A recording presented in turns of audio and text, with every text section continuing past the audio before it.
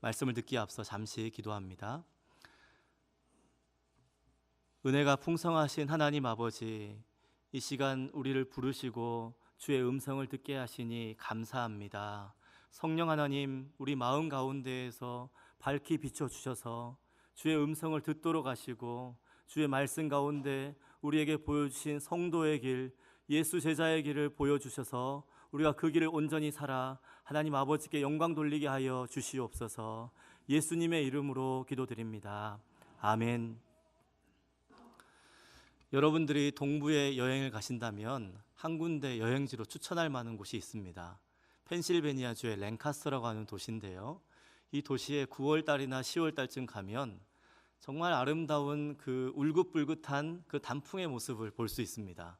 국립공원 스케일처럼 거대하다 그런 건 아닌데, 유럽 수채화처럼 그 유럽 풍경화들 그림처럼 그것들이 계속해서 아기자기하게 펼쳐져 있는, 그걸 또 시원하게 눈으로 볼 수 있는 그런 기회가 9월, 10월에 가면 아주 진한 새똥 냄새와 함께 볼 수 있습니다. 이곳에 새똥 냄새를 맡으려면 4월달, 5월달에 가는 게 훨씬 더 추천할 만한 곳인데요, 4월, 5월에는 이곳의 농부들이 그 농사를 짓기 위해서 퇴비를 엄청나게 뿌립니다. 이거 농부들은 화학비료를 쓰지 않고 그 전통적인 방법, 똥을 만든 퇴비를 뿌립니다. 왜냐하면 이곳의 농부들이 거의 대부분 아미시 사람들이기 때문에 그렇습니다. 왜 미국의 드라마나 영화를 보면 검정색 옷을 남자 여자들이 입고 막 마차 타고 그렇게 다니는 사람들이 있죠. 그 사람들이 지금도 그곳에 살고 있습니다. 이 사람들은 자기의 믿음을 따라서, 자기의 신앙을 따라서 현대 문명을 거부하고 자동차를 타지 않고 마차를 타고 화학비료 쓰지 않고 똥으로 만든 퇴비를 쓰는, 이렇게 여전히 살고 있습니다. 이 사람들을 직접 눈으로 보는 것만으로도, 또 그 사람들이 마련해 둔 자기들이 왜 이렇게 사는지 그런 센터가 있는데 그것을 보는 것만으로도 이곳은 좋습니다. 제가 똥 냄새 때문에 거기 가라고 한 건 아니고요, 향기를 따지면 그곳에서 한 40분 떨어지면 허쉬라는 곳에 초콜릿 공장이 있습니다. 가장 달콤한 냄새가, 그 입구부터 주차장부터 달콤한 냄새가 막 코 안에 들어오는데, 그 초콜릿 팩토리 그걸 맡을 수가 있고요, 그 옆에 허쉬하게 아이들 데리고 또 놀 수도 있습니다. 놀이공원 이 정도는 사실 여기도 있으니까 제가 괜히 그런 얘기를 하는 곳이 아닙니다. 왜냐하면 랭카스터에 신앙에 유익한 두 가지 곳이 더 있습니다. 하나는 성막 모형관이라고 할 수 있죠. 성막을 재현해 놓은 그런 곳입니다. 미국의 플로리다나 이런 몇 곳에 성막 모형관이 있습니다. 근데 그곳에 한 곳이 이 펜실베니아 랭카스터라는 도시에 있어요. 이 랭카스터 도시에서 그걸 보면 우리가 성경을 읽을 때 창세기는 좀 잘 읽다가 출애굽기도 한 20장까지 잘 읽는데 십계명 나오고 나서부터는 험난한 과정이 이제 시작되죠. 그 과정에 성막, 청색, 자색, 홍색실 이런 거 나오면 도대체 이게 뭔가 싶은데, 그것을 눈으로 볼 수 있는 모형이 그곳에 있습니다. 근데 그냥 눈으로 보는 것으로 끝나는 게 아니라 가이드가 나와서 1시간 동안 설명을 해주는데, 어떤 설명을 하냐면 이거는 몇 인치고 몇 피트고 이런 설명을 하는 게 아니라 이 성막의 기구들, 성소와 지성소와 그간에 있는 그 기구들을 통해서 이것이 예수님을 어떻게 바라보고 있는가, 이것을 어떻게 예수님을 나타내고 있는가, 이것을 구약에 나와 있는 그것을 신약의 예수님을 가리켜서 설명해 주고 있기 때문에 굉장히 눈에 번뜩 뜨이는 그런 모습을 보고, 창세기와 더불어 출애굽기와 레위기도 어느 정도 재미가 있는 그런 방향으로 우리를 바꿔줍니다. 물론 완전히 창세기처럼 재미는 없지만 그래도 그 모습을 한번 보니까 이것을 통해서도 예수님께서 십자가에 우리를 위하는 사역으로 가시는구나, 그 모습을 깨닫게 해주세요. 또 하나는 공연장이 있습니다. 사이트 앤 사운드라고, 거기에 성경 연극만을 전문적으로 하는, 1년 내내 성경 연극만을 하는 그런 뮤지컬 공연을 하는 곳이 있습니다. 뮤지컬 공연장이 22,000 스퀘어핏 정도 돼요. 우리 교회 전체가 한 그 정도 된다 그러는데, 제가 본당이 한 10배 정도라고 생각해 봤는데, 본당 이 무대의 10배는 훨씬 더 되겠죠. 앞면에 한 18,000 스퀘어핏, 왼쪽에 2,000 스퀘어핏, 오른쪽에 2,000 스퀘어핏, 3면을 거쳐서 거대한 공연장이 하나 있는데 그곳에서 크리스찬 뮤지컬을 합니다. 근데 코끼리도 나오고 그러니까 상황에 따라서 등장하는 것에 따라서 코끼리도 나오고 말도 나오고 뭐 새도 각종 새도 나오고 그런 모습들을 통해서 참 아이들도 눈이 돌아가는 그런 모습을 봅니다. 그리고 여러분 우리가 자녀들에게 성경 애니메이션이나 아니면 우리가 성경 영화나 그 연극을 봤을 때 중요하게 생각하는 거 하나 있죠. 그 연극이 그 애니메이션이 그런 것들이 얼마나 성경에 충실하게 그대로 재현을 하는가, 성경 해석이 좋은가 그런가를 보는데 이 성경 해석 굉장히 깊고 충실합니다. 그것을 보면서 저건 성경과 다른데 이 생각을 할 때 우리가 빨려 들어가는 것이 없어지잖아요. 근데 그렇지 않고 그렇겠구나, 내가 생각하지 못했던 그런 부분이 저렇겠구나, 그 모습을 보여주기 때문에 유익합니다. 공연의 질 또한 그것을 가리켜서 크리스찬 브로드웨이라고 얘기를 하는데, 제가 뉴욕에서 브로드웨이 공연을 본 적이 있어요. 근데 그 공연의 퀄리티가 그 뉴욕 브로드웨이 공연에 못지 않습니다. 오히려 스케일이 더 크고 뭐 동물도 나오고 이러면서 훨씬 더 웅장한 모습, 생동감 있는 모습을 줘서 제가 봤을 때는 굉장히 나의 신앙을 위해서도, 어린 자녀가 있으신 분들은 자녀들의 신앙을 위해서도, 뭐 어르신들을 모시고 가도 충분히, 저희 부모님 모시고 갔었는데 어머니 아버지들도 굉장히 좋아하셨어요. 그 모습이 성경에 나와 있는 모습을 우리에게 보여주면서 다시 한번 내가 신앙을 북돋아 주기 때문에 그렇습니다. 그곳에서 저는 공연을 본 게 모세 공연이었어요. 모세 공연을 2번을 봤는데, 제가 모세 공연을 보면서 정말 좀 진하게 느꼈던 장면이 오늘 본문 가운데 2장 출애굽기 2장에 나오는 본문입니다.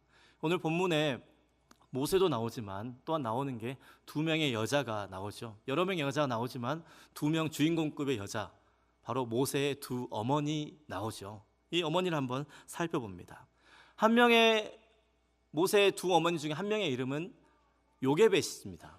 아므람의 아내 요게벳, 더불어서 아론과 미리암을 낳고 그 다음에 모세를 낳은 그 어머니입니다. 모세를 낳은 어머니이자 숨겨 기르던 어머니였고, 마침내는 버렸던 어머니이고, 딸을 통해서 소개받았을 때는 그 친아들의 유모가 되어서 젖을 먹여 길렀던 어머니, 바로 요게벳입니다.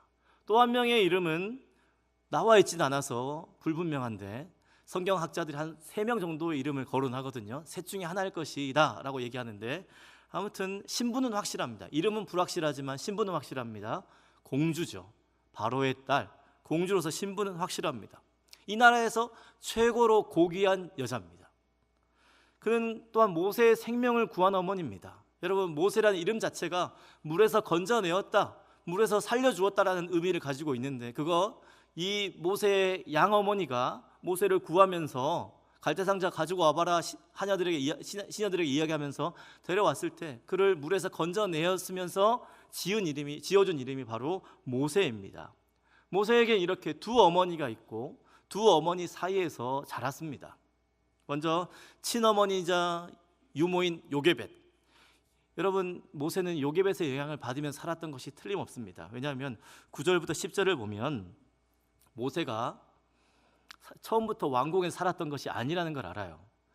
자기 아들이라고 했지만 그 바로의 딸이 모세의 어머니 요게벳에게 잠시 맡아 길러라, 내가 돈을 주겠다, 삭슬 주겠다, 양육비를 줄 거니까 맡아서 길러라, 그 얘기를 합니다. 그래서 언젠지는 모르겠지만 생각해 봤을 때 유모니까 젖을 먹이면서 젖을 뗄 때까지이지 않겠나, 그런 생각이 듭니다.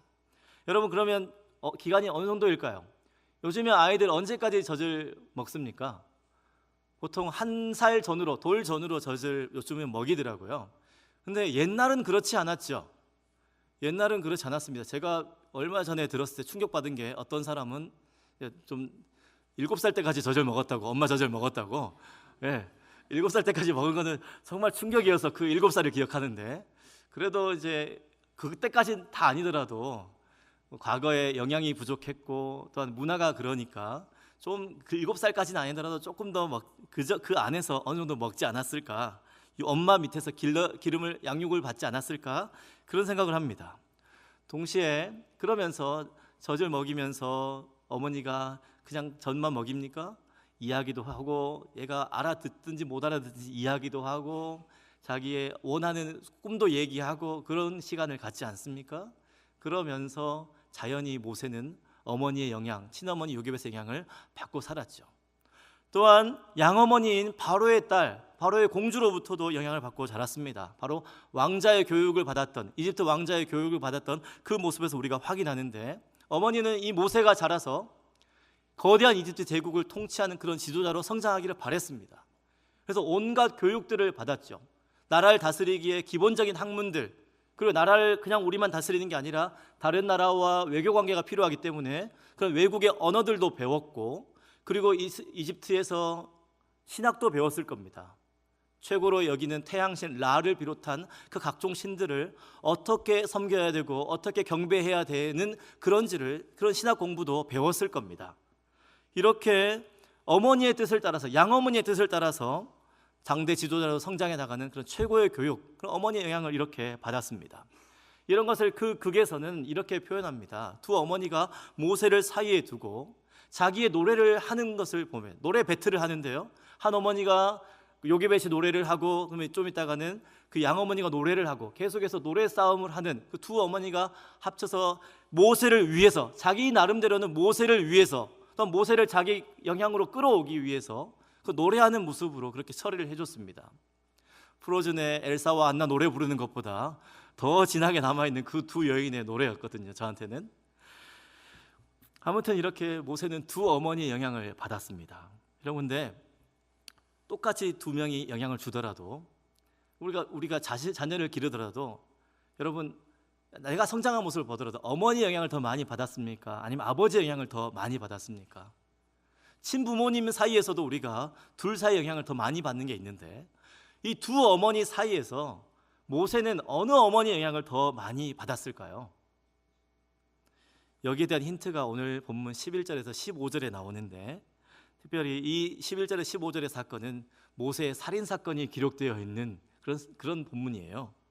노예인 이스라엘 백성 하나를 징벌하는 이집트 관리를 때려 죽이는 사건, 때려 죽이고, 그러니까 사건 개요가 그렇죠.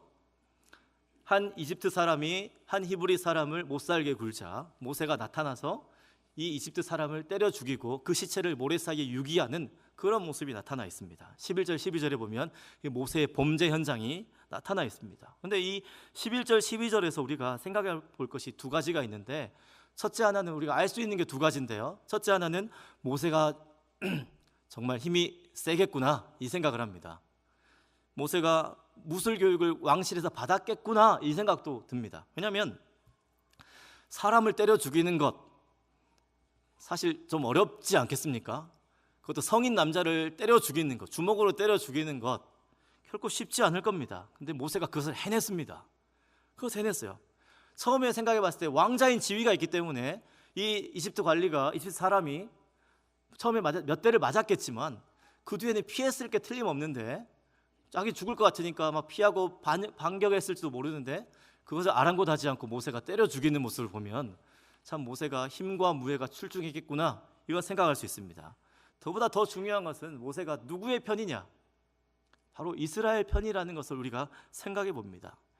여러분, 이때 나이 모세가 40세거든요 30년 이상을 이집트 왕자로 왕국에서 이집트 문명을 받으면서 이집트 사람의 영향을 받으며 살았는데, 모세는 이스라엘 편이었다는 것을 우리가 알 수 있습니다. 11절의 표현 가운데 우리가 알 수 있는데, 여러분 11절을 보시면 이렇게 시작하죠. 모세가 장성한 후에 40살 한 번은 자기 형제들에게 나가서 그들이 고되게 노동하는 것을 보더니 라고 했을 때 여기에 힌트가 있는데, 자기 형제들이라는 표현입니다.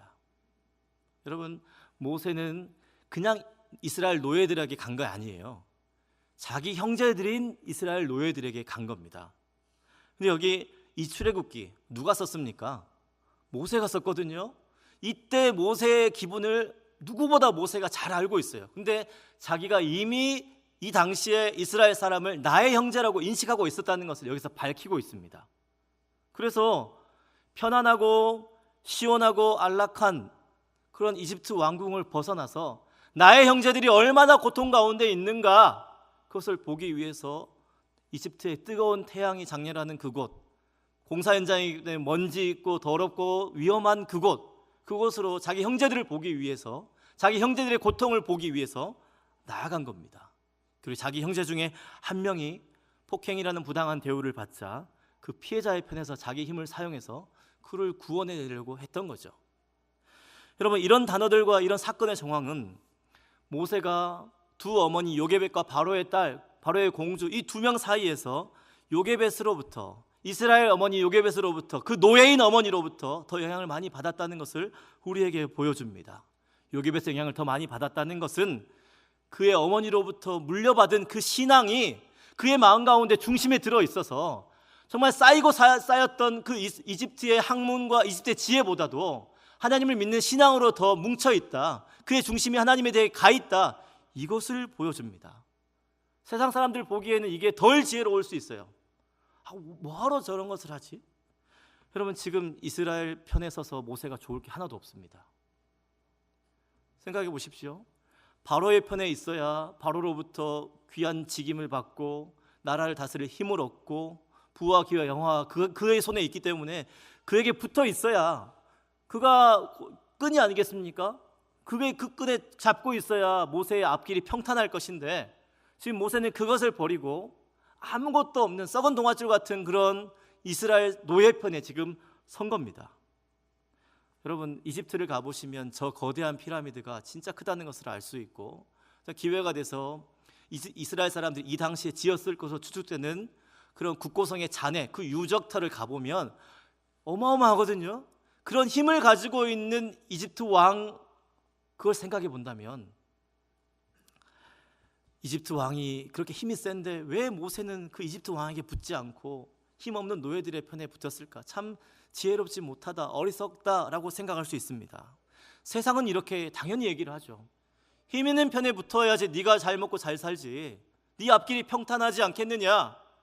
그런데 모세는 이스라엘 편에 섰고 이스라엘 노예들을 나의 형제라 불렀고 그들을 위해서 일했습니다. 그들을 고통으로부터 해방시키려고 노력했습니다. 그게 바로 여러분 여기 11절 12절의 내용이에요. 11절 12절에 이집트 관리를 죽였다는 소식, 이집트 관리를 죽이는 것, 여러분 이거 단순 살인 사건 아닙니다. 모세가 혈기가 왕성해서 불의를 보고 못 참아서 팔 걷어붙이고 자기 주먹을 이용해서 그런 살인 사건 벌인 건가? 그거 아닙니다, 여러분. 여러분, 이집트 관리를 죽인 사건이 그냥 단순 살인 사건이 아니라는 게, 그 소식이 모세의 살인 사건이 바로 이집트 왕 바로의 귀에 보고가 됐을 때 그때 어떤 일이 벌어지는지를 통해서 우리가 짐작할 수 있습니다. 여러분 보시면요, 14, 15절에 보면 모세가 이집트 관리를 죽였다는 보고가 바로의 귀에 들어갑니다. 살인한 날 바로 들어가진 않았지만 아무튼 언제가 될지 모르지만 그 모세 살인 사건의 보고가 왕에게 들어갑니다. 그래서 왕이 어떤 액션을 취합니까? 모세를 죽이려고 합니다. 모세를 찾아내서 잡아서 죽이려고 합니다. 사형에 처하려고 하는 거예요. 그냥 단순히 죽이는 게 아니라 사형에 처하려고, 법에 따라 사형에 처하려고 하는 겁니다. 그럼 그리고 모세의 행동을 한번 보세요. 모세가 왕이 이집트 왕 바로가 그 소식을 알았을 때 나를 잡으려고 하는구나, 죽이려고 하는구나, 그거 알았을 때 모세가 어떻게 합니까? 할아버지 제가 잘못했습니다, 반성문 씁니까? 그렇지 않았어요. 그거를 알고 바로 도망칩니다. 바로 도망치는 게 어디까지 도망치냐면 광야로 도망칩니다. 미디안 광야로. 이집트 왕이 세지만 이집트 내에서만 힘을 가지고 있기 때문에, 그의 군대나 그의 경찰력이 이집트 내에서만 힘을 가지고 있기 때문에 이것을 벗어나는 광야, 그것도 미디안을 택해서 도망칩니다. 여러분 생각해 보십시오. 모세의 신분은 상위 1%도 아니고 0.001%, 왕의 외손자잖아요.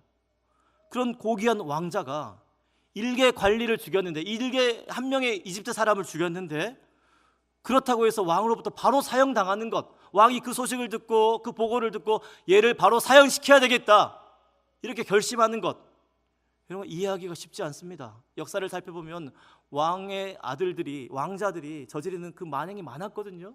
그런데도 왕이 많이 참았어요.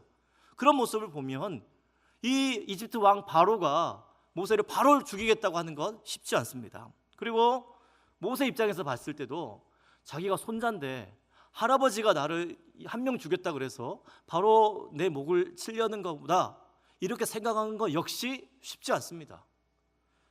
여러분, 죽인 관리가 귀한 사람입니까? 바로의 총애를 받고 있는 사람입니까? 바로 이집트 왕에게 있어서 엄청나게 중요한 그런 인물입니까?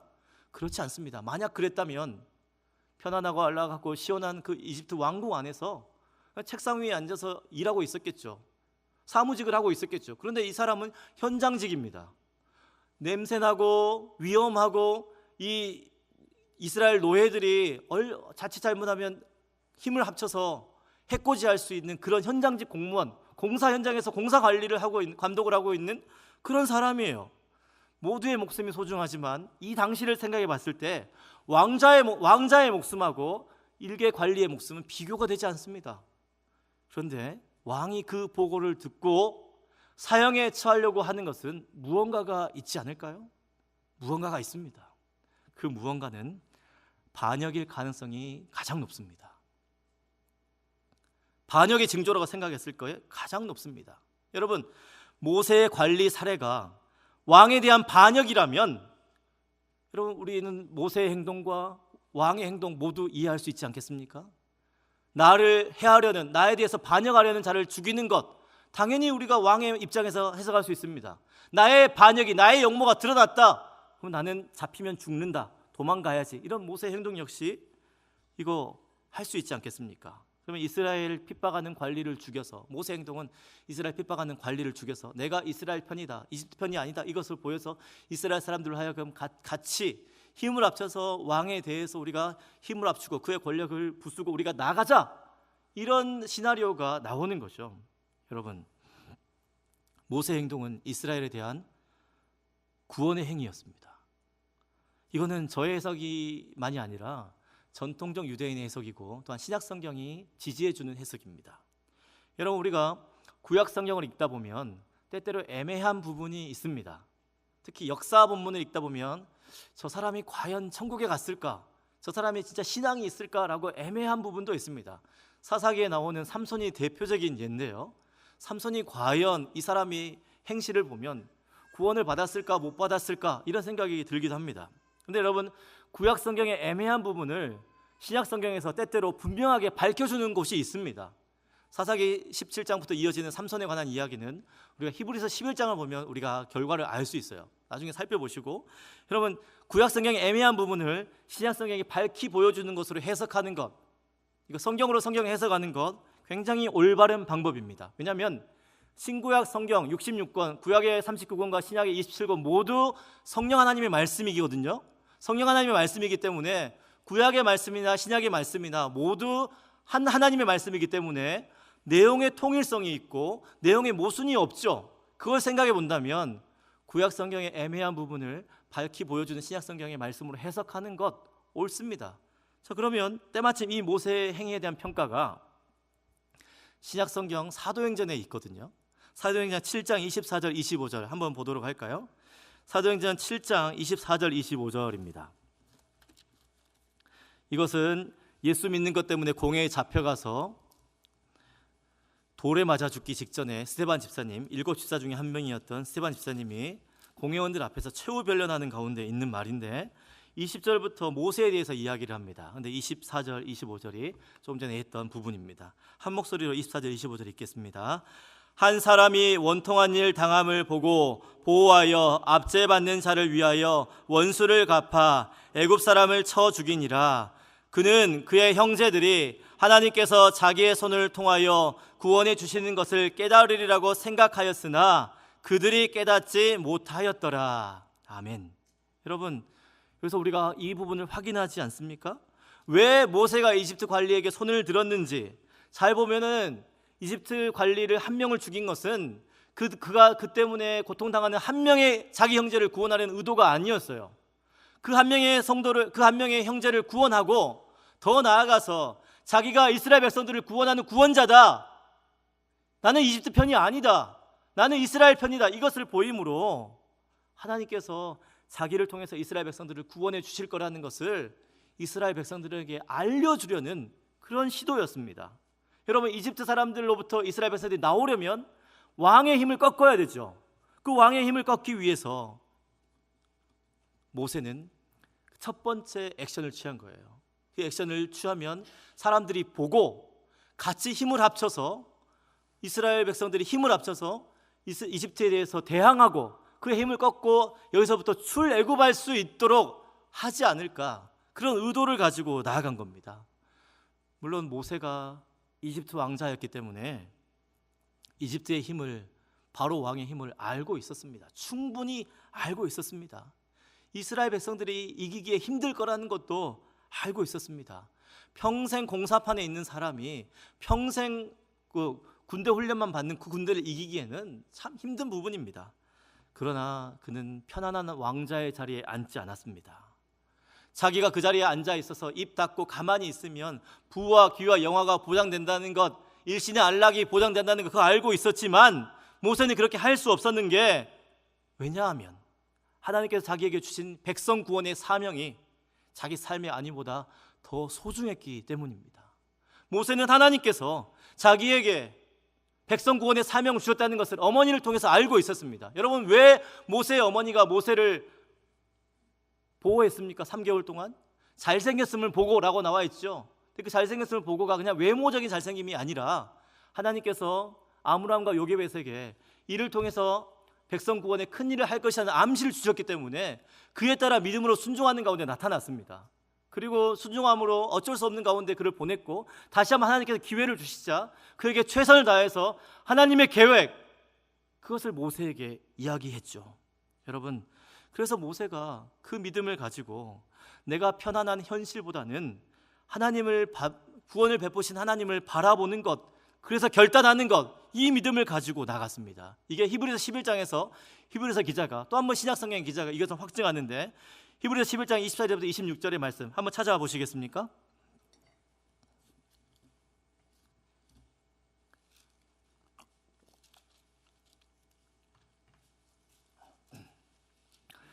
히브리서 11장 24절부터 26절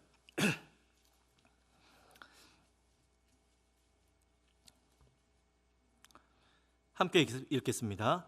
믿음으로 모세는 장성하여 바로의 공주의 아들이라 칭함받기를 거절하고 도리어 하나님의 백성과 함께 고난받기를 잠시 죄악의 낙을 누리는 것보다 더 좋아하고 그리스도를 위하여 받는 수모를 애굽의 모든 보화보다 더 큰 재물로 여겼으니 이는 상 주심을 바라봄이라. 아멘. 부모로서 자녀가 이 세상에서 잘 되기를 바라지 않는 부모는 아무도 없을 겁니다. 요즘 세대, 요즘 아이들이 대로 너 커서 뭐 할래? 이렇게 장래 희망을 물어보면 아무 생각이 없다고, 아무 꿈이 없다고 얘기하는 것을 들어볼 수 있습니다. 그런데 그 어떤 아이라 할지라도 나의 장래 희망은 아무것도 없는 홈리스입니다. 나의 장래 희망은 무기징역을 사는 범죄자입니다. 이렇게 말하는 아이들은 아무도 없습니다.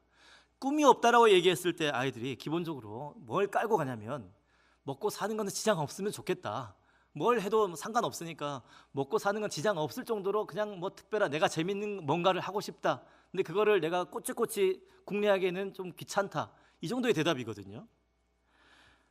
여러분, 이 세상에서의 삶이, 이 세상에서 안주하는 것이 중요하긴 하지만 그것을 우리의 목표로 삼을 수는 없습니다. 먹고 사는 거, 이게 중요하지 않다는 얘기는 아닙니다. 먹고 사는 거 중요합니다. 일상생활, 육체의 생활 중요합니다. 하지만 우리가 말씀을 통해 아는 것은 먹고 살고 육체의 생활보다 더 중요한 것이 있다, 이 영혼의 문제가 있다는 것을 우리는 그것을 말씀을 통해 알고 있지 않습니까? 또한 이것을 우리 자녀들에게 알려줘야 되지 않습니까? 여러분, 우리의 삶이 영원하지 않습니다. 여러분, 12월 25일에 우리 세례식 때 보면 이 한 해에 태어난 아이들이 얼마나 많다는 것을 우리가 또 눈으로 확인할 수 있을 텐데, 정말 미안하지만 우리 모든 자녀들 그렇게 정말 핏덩이 같고 미래가 창창하긴 하지만 앞길이 구말리 같지만 천년만년을 살지 못합니다. 언젠가는 인생의 마지막 페이지를 써야 될 그때가 있습니다. 그러나 우리는 알고 있기로는 그 인생의 마지막 페이지가 육신 생활로는 마지막 페이지지만 그 이후에 하나님께서 주시는 영원한 삶이냐 영원한 죽음이냐, 그 양당간의 기로가 있다는 것, 우리가 말씀을 통해 알고 있는 문제 아니겠습니까? 또 이것을 우리 자녀들에게 지혜로서 알려줘야 되는 거 아니겠습니까? 여러분, 모세의 어머니를, 친어머니 요게벳을 한번 생각해 보십시오.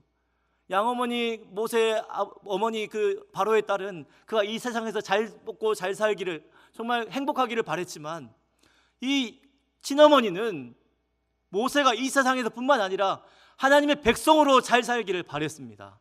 여러분, 그래서 만약에 이 요게벳이, 막내 아들이 이 땅에서 잘 먹고 잘 살기만을 바랐다면 방법은 있었습니다.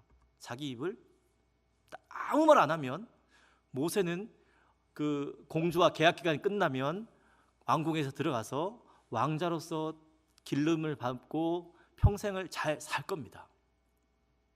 자기 두 자녀 아론과 미리암이 만약에 눈에 걸린다면 모세에게 살짝의 부탁은 할 수 있겠죠. 그에게만 이것만, 이게 너랑 엄청 가까운 사이다 라고 이야기하면서 그 둘의 삶을 보살펴달라. 모세가 힘이 없습니까? 뭐가 없습니까? 왕자인데, 이집트 왕자인데 노예 2명 그 건사하는 거 일도 아니었을 겁니다. 그런데 모세의 어머니 요게벳은 그렇게 하지 않았습니다. 모세 너를 통하여 하나님께서 이스라엘 백성들을, 저 노예들을, 너의 형제들을 구원하려는 계획을 가지고 있다. 그것을 믿으면서 모세의 어머니는 모세에게 하나님에 대한 신앙 교육을 했죠. 시간이 한정지었습니다. 결코 길지 않았습니다. 결코 그 어머니가 자녀에게 신앙 교육을 할 수 있는 그 기간은 길지 않았을 겁니다. 하지만 할 수 있는 대로 그녀는 최선을 다했고, 그 어머니의 믿음, 하나님에 대한 신앙이 모세 아들에게 전수되었고, 그 아들은 어머니를 따라 하나님에 대한 신앙으로 살기를 결심하게 된 것, 그렇게 된 것이 아니겠습니까? 그래서 모세가 믿음의 눈으로 바라보니까 이집트 왕자라는 이 영예가, 바로의 공주의 아들이라는 이 영예가 정말 아름다운 칭호이지만, 이 땅에서 아름다운 칭호이지만, 그 누구도 모두가 부러워하는 그런 칭호이지만, 그것보다 하나님의 아들이라는, 하나님의 백성이라는 이 칭호가 나에게는 더 소중하다. 나에게는 이것이 더 소중하다. 그래서 더 소중한 것을 위해서 덜 소중한 것을 버리고 믿음으로 결단한 것 아니겠습니까? 이스라엘 백성들, 자기 형제들과 더불어, 하나님의 백성들과 더불어서 이 땅에서의 죄악의 낙보다도 하나님의 백성들과 함께 누리는 이 고통을 함께 누리면서 주실 하나님께서 영원한 행복을, 영생의 행복을 이렇게 바라보며 나아가는 것, 그가 어머니로부터 받은 신앙의 진리, 그 진리 지혜, 이것으로 나아간 것이 아니겠습니까? 여러분, 우리가 알죠. 짧은 것보다 긴 것을 우리가 투자해야 되는 것, 잠시 스쳐 지나갈 것보다 그 영원한 것을 위해서. 그래서 우리가 결혼하는 자녀들에게 이렇게 얘기하지 않습니까? 결혼식을 준비하는 건 역시 중요하다. 그러나 결혼 생활을 준비하는 것이 훨씬 더 지혜롭다. 잠깐 있을 그것보다도 결혼하면서 있을, 평생 살면 그것을 더 영원한, 더 긴 것을 위해서 거기서 힘을 쏟고 지혜를 쏟는 것, 투자하는 것이 더 소중하다고 이야기합니다. 이것이 우리는 참 지혜라고 이야기합니다. 마찬가지로 잠깐의 삶을 위해서 사는 것보다 영원한 삶을 위해서 우리가 애쓰는 것, 이것이 지혜가 아니겠습니까? 이런 천국에 대한 지혜, 천국 믿음에 대한 지혜를 우리 예수님께서 확증해 주신 말씀이 마태복음 13장 44절에서 이렇게 말씀하셨어요. 천국은 마치 밭에 감추인 보화와 같으니 사람이 이를 발견한 후 숨겨두고 기뻐하며 돌아가서 자기의 소유를 다 팔아 그 밭을 사느니라. 여러분, 자기의 소유를 파는 당장의 마이너스가 있고 당장의 손해가 있지만 귀한 보배를 사는 것, 이것이 지혜롭다. 이 천국을 소유하려고 가지를 치고 목 다 바쳐서 힘을 합쳐서 천국을 소유하려고 애쓰는 것, 이게 참으로 지혜롭다. 예수님께서 이렇게 보증하지 않았습니까? 이게 이 그리스도 안에서 모세 어머니의 결단이었고, 모세의 결단이었고, 이 결단을 보여주신 예수님, 그 예수님 안에서 우리의 결단이어야 되지 않겠습니까? 성도는 어떤 결단을 하는 사람입니까? 이 땅의 것만 바라보고 이 땅의 것만을 위해서 사는 것이 성도의 결단일 수가 없습니다. 성도라면 나를 위해서 예수님께서 십자가에 못 박아 죽으셨다, 이것을 고백하는 성도라면 예수님처럼 이 땅의 것만 위해 사는 것이 아니라 이 땅의 것을 뛰어넘어 하나님께서 믿음으로 보여주신 영원한 낙원의 소망을 품으면서 하나님의 백성으로서 하늘을 바라보고 사는 것이 당연한 성도의 결단이 아니겠습니까? 성도는 이렇게 하나님께서 주신 영원한 생명에 대한 믿음을 가지고 살아가는 존재입니다.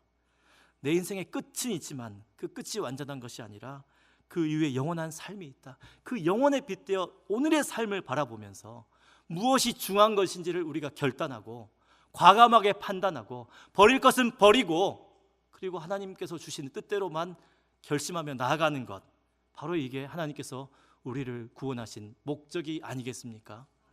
우리 인생에서 참으로 귀한 것이, 귀한 지혜가 바로 믿음인데, 이 믿음을 귀하게 여기시면서 이 세상에 우리가 살고 있지만 천국 백성으로서 결단하며 살아가시는, 그래서 하나님께서 보시기에 참으로 아름다운 주의 백성으로 살아가시는 저와 여러분 되시기를 우리 주님 예수님의 이름으로 축복합니다. 아멘.